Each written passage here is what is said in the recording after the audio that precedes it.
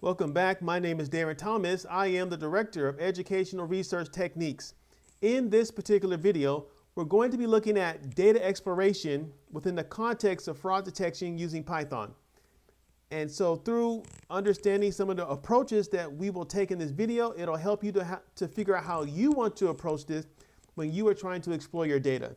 And of course, the insights you get from the exploration can help you naturally to determine how you want to tweak your algorithm, how you want to tweak your model so that you can catch as many instances of fraud as possible. So let's go ahead and see what we can learn here. All right. So in the first cell here, I have my Panda, NumPy, and Matplotlib libraries. So I'm going to go ahead and run this. And then in the second cell, I'm going to have a display of the various information that we're going to be looking at. So what I'm doing right here in this first line in the second cell is I'm dropping a column I know is useless. So I'm going to drop that, and then I'm just going to print it. So the useless information is unnamed : 0. And so what we're going to focus on is trying to figure out how we can find potential fraud when we look only at age alone, gender alone, and category alone, in combination with amount, of course, so that we can try to see when we are going to have instances of fraud. Now, the code is a little complicated, but the first thing we have to do is we have to separate the instances of fraud from instances that are not fraud. So we're going to make two separate data sets for that. And so right here, we're just saying, hey, df_fraud, when you can find fraud equal to 1, 1 means yes, that's going to go inside this object. And when fraud equals 0, it's going to go into our object called non-fraud. That's what we're doing right here. All right. And now we're going to start by looking at fraud by category. So this is a little complicated. Let me see if I can walk you through this. So here's what's going on. In this first line of code, I'm grouping the fraud instances by category and the amount. So how much money was spent in instances of fraud? That's what we're looking at in this first column, or excuse me, this first line. In this second line, I'm pulling the average amount when fraud happens. So for example, if there are $100 in fraud and there are 2 instances of fraud, 100 divided by 2 is $50. That means the average amount spent on fraud is $50. Another thing I'm looking at here is the percent of fraud. So if I have 100 examples, let's say leisure, and 5 of those are fraud, that means 5% of all my instances of leisure are fraud. Next right here, as I already mentioned, I'm looking at the average amount of fraud when you look at the amount divided by fraud. So this is a slightly different calculation. It's called average amount. Oh, I messed up. So here's the average amount spent for when there's an instance of fraud, and here's the average amount spent when you have the amount divided by fraud rather than by the category. This will make sense in a second. Then I have my n values right here. So how many instances of something? So whether it's 50 of leisure, 50 of health, whatever. Then I rearrange my columns in a certain order that I want them in, and then I sort the values. So let's go ahead and take a look at this. All right. So, okay, now it's making sense. Easier to see it. My n, there are 13 instances of leisure. Of those 13, all 13 were instances of fraud. So that's kind of what's happening right here. So the fraud percent is 100%. That means all instances of leisure are fraud.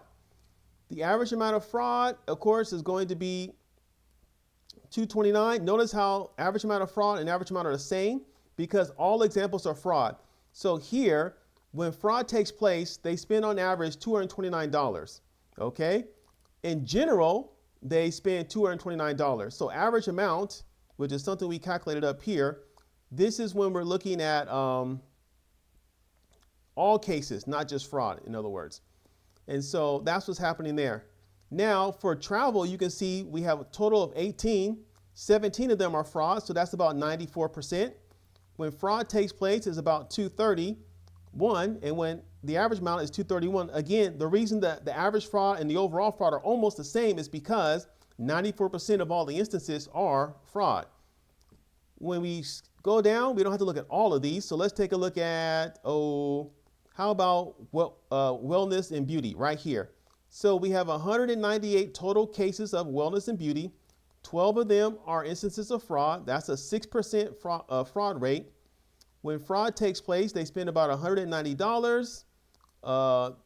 When fraud does not take place, they spend $66. So that's what's happening there when you look at fraud by category. So I can already tell, I can catch the majority of my cases of fraud just from knowing if it's a leisure and travel. That'll automatically be a tip that there's fraud happening right there.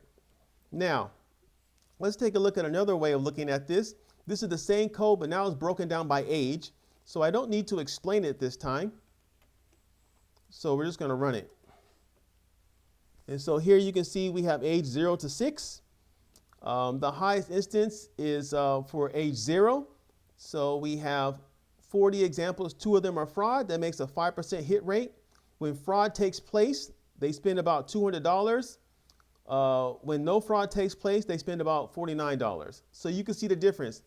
A hint that somebody is committing fraud is when they're spending, you can see clearly somewhere around $200. You can clearly see that in these examples right here, and that's what's going on. And so this is what we're learning from this particular example. Next one is by gender. And so it's the same code, except now we're doing it by gender. And so you can see right there, for females, there's more instances of fraud. So we have almost 4,000 instances of, female. 133 of them are fraud for a hit rate of 3%. When fraud takes place, the average amount is 186, almost 200 again. And when there's no fraud, they spend about $37. Again, you can clearly see that. Now, one thing I want to make sure that I clarify here is that this fraud percent right here is calculated by the mean of fraud. That's what's happening right there. So I don't know if I explained that clearly. That was a little confusing. All right. Now, moving on, we're going to take a look at the visual. And so this is going to give us a picture of our data. So I take this and I go ahead and run this. And so you can see right here that the orange is non-fraud. So most of the time people are spending less than $50. And you can see fraud is all happening when the average amount is over $200. So this is our red flag right here. Now remember, this is play data. It's not real data from the real world. This is just data for the sake of learning how to do this. But the red flag for when fraud is taking place is when on average they spend more than $200. That's what's going on there. Now, let's go back and try to summarize this and see if we can close this out. So what we did in this video was we looked at exploring the data to try to figure out where fraud is taking place. And essentially what we did was we made these data frames that share different types of information. So we created a subset of the data where there was fraud and when there was not fraud. And we first broke it down by category and the amount, how much was spent. That's what we did first, per category when fraud took place. Then we looked at the average amount that was spent when fraud took place. That's what's happening right here. And then we looked at the percent of fraud. So how often does fraud take place? And this is from our original data set right here. Notice it says DF, whereas this is taking information from DF fraud. That's what we're doing. So we're creating our own little table, if you will, that has the information we want. Then we looked at the average amount of fraud that takes place. So when someone commits fraud, how much do they spend? That's happening in this line of code right here. And then we tried to count what is our N.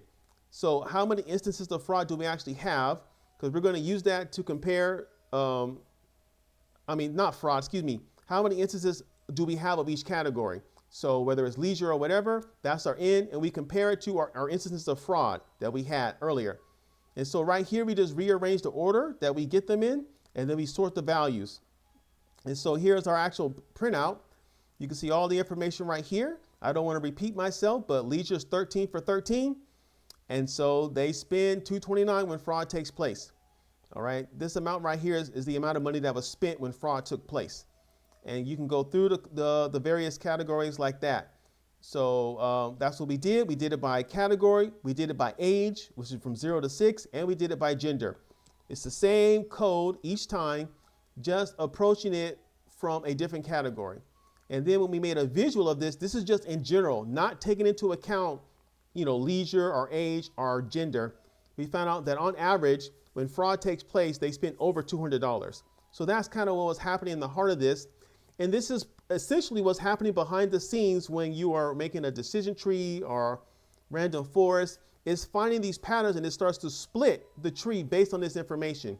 And so we have a better insight into how we want to approach developing our model when we get to the point of soliciting the use of an algorithm. So I want to thank you again so much for watching and listening. My name is Darren Thomas. I am the Director of Educational Research Techniques. Thank you for watching, and you take care.